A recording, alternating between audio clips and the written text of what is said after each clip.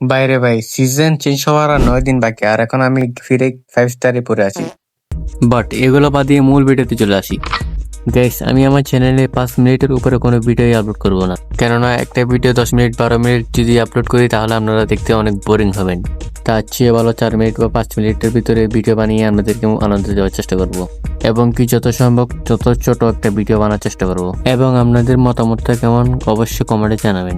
এবং কি গাইস, আপনারা চাইলে আমাদের গিল্ডে চলে আসতে পারেন, কোনো গেম প্লে লাগবে না, শুধু লেভেল গেমে থাকলে হইলো।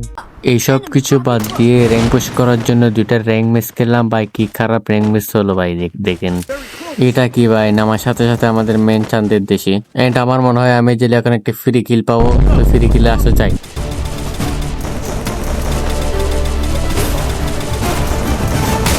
ও 100টা ডাউন, ফাইনালি ফ্রি কিল।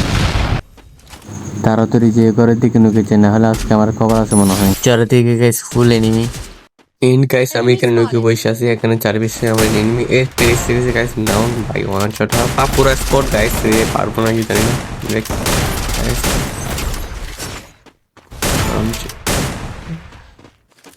গাইস 3টা ডাউন ভাই, এটা কি গেম প্লে করলাম ভাই, হ্যাকার আনজুমা, হ্যাকার আনজুমা।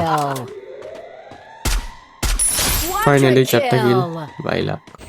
যেতে যেতে পথ একটা এনিমি দেখতেছি, ওয়াল মেরে দিছে ভাই, ওয়াল সামনের দিকে যাই ভাই, আমি কি পারবো তার সাথে ওরিয়ন ক্যারেক্টারস।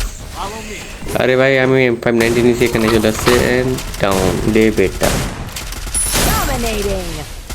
এন্ড এখানে আমি ডাউন হয়ে যাওয়ার পর আমার পুরো টিমমেটই চলে যায়, তাই আমরা নেক্সট ভিডিও চলে যাই।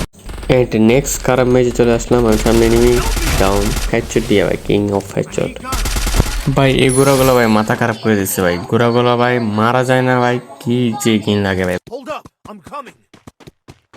এন্ড এখানে তাকিয়ে দেখি 3য় বিশ্বযুদ্ধ তৈরি হয়ে গেছে, এন্ড এখানে ভাই ঘোড়া নিয়ে ভাই যুদ্ধ করতেছে মনে হয়, আর এখানে আমি লগে লাগে একটা ফ্রি কিল মেরে দিলাম বাইরে ভাই, ফ্রি কিলের বন্য হইতেছে ভাই, ফ্রি কিল মেরে দিচ্ছে আবার। এন্ড আমরা এই কিলগুলো করে সামনে গিয়ে আবার মারা খেয়ে যাই।